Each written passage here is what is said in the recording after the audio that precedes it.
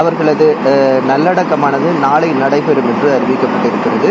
அவர்களது உடல் இன்று மாலை உடற்கூறாய்வுக்கு பிறகு அவர்கள் உறவினர்களிடம் ஒப்படைக்கப்படும் என்றும் சொல்லப்பட்டிருக்கிறது. 7 பேரது உடலும் ஒட்டுமொத்தமாக தான் பிரேத பரிசோதனை செய்யப்படும். அதனால் இன்று மாலை அனைவரது உடலும் பிரேத பரிசோதனை செய்யப்பட இருக்கிறது.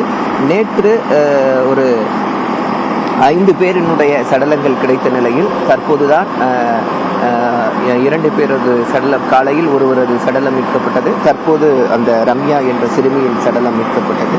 அத்துடன் மீட்பு பணி தற்போது முடிக்கப்பட்டிருக்கிறது.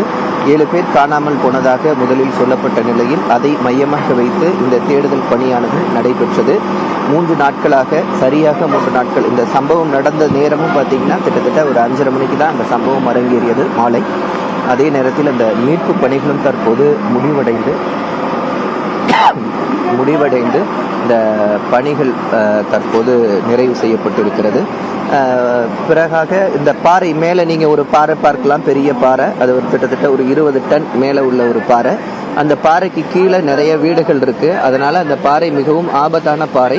அந்த பாறை எப்படி அகற்றுவது, மேலும் இந்த பகுதியில் மண் சரிவு ஏற்படாமல் இருப்பதற்கு என்ன செய்வது என்பது தொடர்பான ஒரு ஆய்வும் இந்த பகுதியில் செய்யப்பட்டது. முதலமைச்சர் மு.க. ஸ்டாலின் அவர்களால் அமைக்கப்பட்ட IIT குழுவும் அந்த பாறையை அகற்றுவது, மேலும் மேலிருந்து அந்த சரிவுகள் ஏற்படாமல் எப்படி தடுப்பது என்பது தொடர்பான ஆய்வுகளும் செய்யப்பட்டு அந்த பாறையை இங்கிருந்து மக்களை எல்லாம் அகற்றிவிட்டு அந்த பாறையை உடைத்து இந்த பகுதியில் மேலும் பாதிப்புகள் ஏற்படாத வண்ணம் சீர் செய்வதற்கான ஒரு ஆலோசனையும் வழங்கப்பட்டிருப்பதாக சொல்லப்படுகிறது. விரைவில் அந்த பணிகளும் நடைபெறும் என்று எதிர்பார்க்கப்படுகிறது. பாலா. ரகுவரன், இந்த பெரிய பாதிப்பை ஏற்படுத்திய இந்த நிலச்சரிவுக்கு பிறகாக 1-2 நிலச்சரிவுகள், கொஞ்சம் மலையினுடைய நடுப்பகுதியில் கூட சில சரிவுகள்லாம் ஏற்பட்டது. அதனுடைய நிலை என்ன?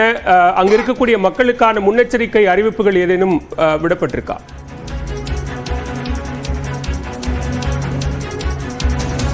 ஆமாம் பாலா, நீங்கள் இது பார்த்தீங்கன்னா மிகவும் ஆபத்தான பெரிய ஒரு நிலச்சரிவு. மலை சுமார் ஒரு கிழக்கு பகுதி மட்டும், இந்த மலையினுடைய கிழக்கு பகுதி மட்டும் பார்த்தீங்கன்னா ஒரு 5 கிலோமீட்டர் அளவு நீளம் கொண்டது.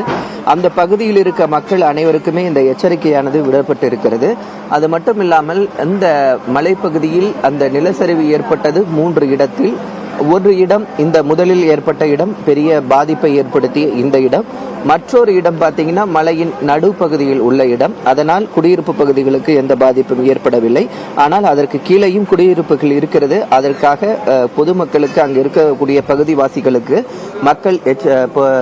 அதிகாரிகள் எச்சரிக்கையை விடுத்திருந்தனர். அதே போன்றுதான் இன்னொரு பகுதி பார்த்தீங்கன்னா அந்த தீபம் ஏற்றுவதற்கு செல்லக்கூடிய ஒரு பாதை, அந்த பாதையில தான் சரிவு ஏற்பட்டிருந்தது. அது தொடர்பாகவும் அதிகாரிகள் ஆய்வு செய்திருக்கிறார்கள். அந்த பகுதி குடியிருப்புகள் இல்லாத பகுதி என்பதனால எந்த பாதிப்பும் யாருக்கும் ஏற்படவில்லை. ஆனால் இந்த பகுதி குடியிருப்புகள் நிறைந்த பகுதி என்பதனால் அந்த பாதிப்பானது ஏற்பட்டது. ரகுவரன், இன்னும் ஒரு வார காலத்துல கார்த்திகை தீப திருவிழா கொண்டாடப்பட இருக்கிறது. திருவண்ணாமலை மிக முக்கியமான ஒன்று. மலை மேல தீபம் ஏற்றப்படும். நிறைய பேர் மலைக்கு செல்லக்கூடிய ஒரு சூழலும் அந்த நாளில் ஏற்படும். அதற்கு ஏதாவது பாதுகாப்பு முன்னெச்சரிக்கை நடவடிக்கைகள் எடுக்கப்படுமா? இவ்வளவு பேர் தான் மலைக்கு போகணும் அப்படிங்கிற கட்டுப்பாடுகள் விதிக்க வாய்ப்பு இருக்கா?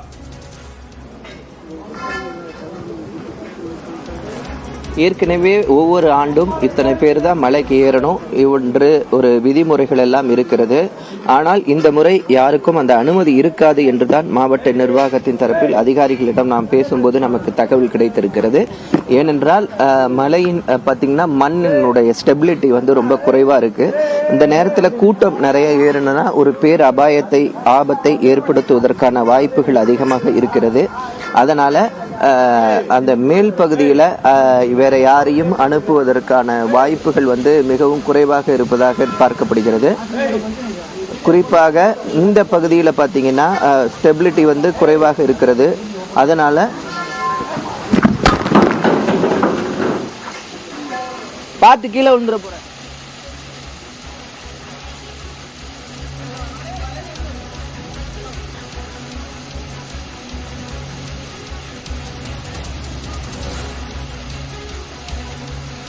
அவர்களது உடல்கள் தற்போது முழுமையாக மீட்கப்பட்டிருக்கின்றன. 3 நாட்களாக நடைபெற்று வந்த மீட்பு பணி நிறைவடைந்திருக்கக்கூடிய நிலையில் 7வது நபரின் உடலும் தற்போது மீட்கப்பட்டிருக்கிறது. அது தொடர்பான நேரலை காட்சிகளை பார்த்துக் கொண்டிருக்கிறோம். 7 பேரது உடல்களும் பிரேத பரிசோதனைக்கு அனுப்பப்பட்டிருக்கக்கூடிய நிலையில் நாளை இறுதிச் சடங்கு நடைபெறும் என்று தெரிவிக்கப்பட்டிருக்கிறது. மிக பெரும் சோகத்தை ஏற்படுத்திய திருவண்ணாமலை மண் சரிவு சம்பவத்தில் 4 சிறுமிகள் உட்பட 7 பேர் இந்த மண் சரிவில் சிக்கி உயிரிழந்தனர். 3 நாட்களாக தேசிய பேரிடர் மீட்புக் குழு, தீயணைப்புத்துறை உள்ளிட்ட பல்வேறு குழுக்கள் இணைந்து இந்த மீட்பு பணியில் ஈடுபட்ட நிலையில் 7வது நபராக ரம்யா என்ற நபரின் உடலும் தற்போது மீட்கப்பட்டு பிரேத பரிசோதனைக்காக அனுப்பப்பட்டிருக்கிறது. தொடர்ந்து அந்த பகுதியில் இருக்கக்கூடிய மண் மற்றும் பாறைகளை சரி செய்யக்கூடிய பணிகளும் நடைபெற்றுக் கொண்டிருக்கக்கூடிய காட்சிகளை பார்க்கிறோம்.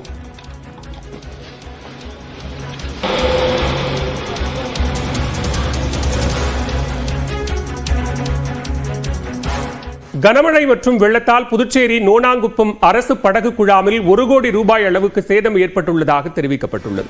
நோனாங்குப்பம் ஆற்றில் பெருக்கெடுத்த வெள்ளத்தில் 60 லட்சம் ரூபாய் மதிப்பிலான 6 படகுகள் அடித்துச் செல்லப்பட்டதுடன் படகு குழாம் முற்றிலும் சேதமடைந்துள்ளது. இதனால் படகு குழாமை சீரமைக்கும் பணியில் ஊழியர்கள் ஈடுபட்டுள்ளனர்.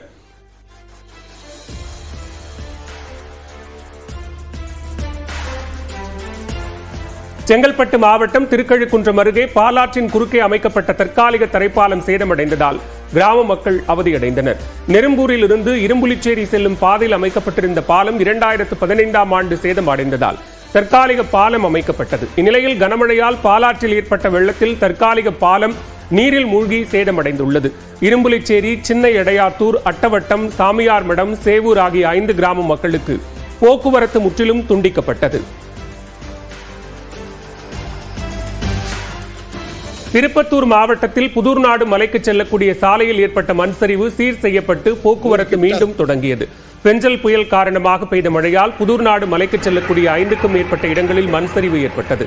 இந்நிலையில் நெடுஞ்சாலைத்துறை அதிகாரிகள் மண் சரிவை சரி செய்தனர். இதனையடுத்து 5 மணி நேரத்திற்கு பிறகு போக்குவரத்து மீண்டும் தொடங்கியது.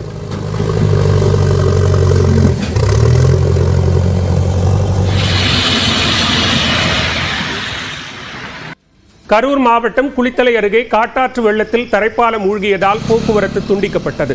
கனமழையால் குளத்து காட்டுவாரியில் உள்ள தரைப்பாலத்தை மூழ்கியவாறு தண்ணீர் ஆர்ப்பரித்து செல்கிறது. இதனால் கோவில்பட்டி, வேலங்காடுபட்டி, சிவாயம், வேப்பங்குடிக்கு செல்வதற்கான போக்குவரத்து பாதிக்கப்பட்டுள்ளது. எனினும் சிலர் ஆபத்தை உணராமல் இருசக்கர வாகனங்களில் தரைப்பாலத்தை கடந்து செல்கின்றனர்.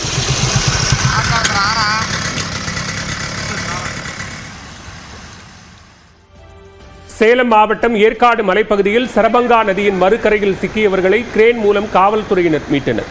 சரபங்கா நதியில் தண்ணீர் பெருக்கெடுத்து ஓடுவதால் தாரமங்கலம் அருகே உள்ள அணைமேடு கிராமத்தில் வீடுகளுக்குள் தண்ணீர் புகும் நிலை ஏற்பட்டுள்ளது. ஆனால் அங்குள்ள மக்கள் ஆற்றை கடந்து வர முடியாமல் தவித்த நிலையில் அவர்களை கிரேன் உதவியுடன் காவல்துறையினர் மீட்டனர்.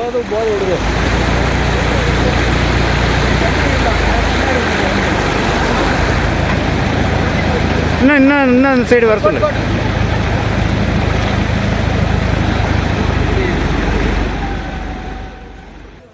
தருமபுரி மாவட்டம் அரூரில் அரசு பள்ளியின் பின்புறம் தேங்கிய மழைநீரை வருவாய்த்துறையினர் அகற்றினர்.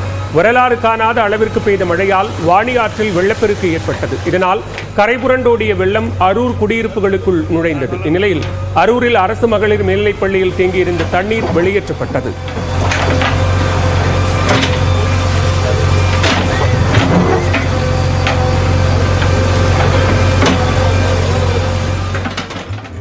இதனிடையே வேலூர் மாவட்டம் பொன்னை பகுதியில் வெள்ளத்தில் சிக்கிய முதியவர்கள் படகுகள் மூலம் மீட்கப்பட்டு முகாம்களில் தங்க வைக்கப்பட்டனர்.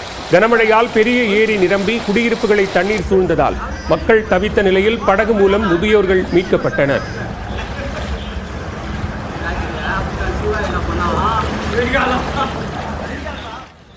கனமழையால் கிருஷ்ணகிரி மாவட்டம் போச்சம்பள்ளி சுற்றுவட்டார பகுதிகளில் வெள்ள நீர் சூழ்ந்துள்ளது. நியூஸ் 8 தமிழ்நாடு பதிவு செய்த அதன் பருந்து பார்வை காட்சிகளை தற்போது பார்க்கலாம்.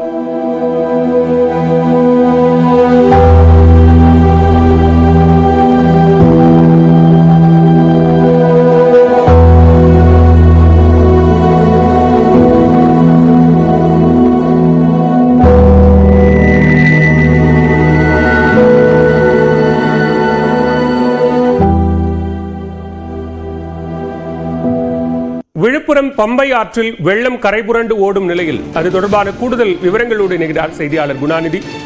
விவரங்களை பதிவு செய்யலாம்.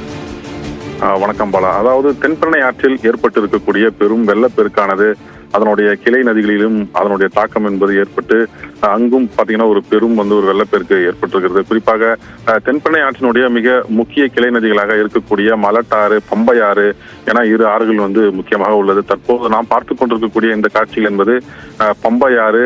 அதாவது இந்த பம்பையாற்றில் வெள்ளம் வருவது என்பது ஒரு அரிய நிகழ்வு போலவே பார்க்கப்படுகிறது. ஏனென்று சொன்னால் எவ்வளவு பெரிய மழைக்காலங்களிலும் கூட இந்த பம்பை ஆற்றில் குறைந்த அளவே தண்ணீர் சென்று கொண்டிருந்த நிலையில் தற்போது அதாவது விழுப்புரம் மாவட்டத்தில் பெய்த தொடர் கனமழை மற்றும் பாத்தீங்கன்னா தென்பெண்ணை ஆற்றில் வந்த கடும் வெள்ளப்பெருக்கு காரணமாக தற்போது இந்த பம்பை ஆறு என்பது முழுவதுமாக நிரம்பி இருக்கிறது.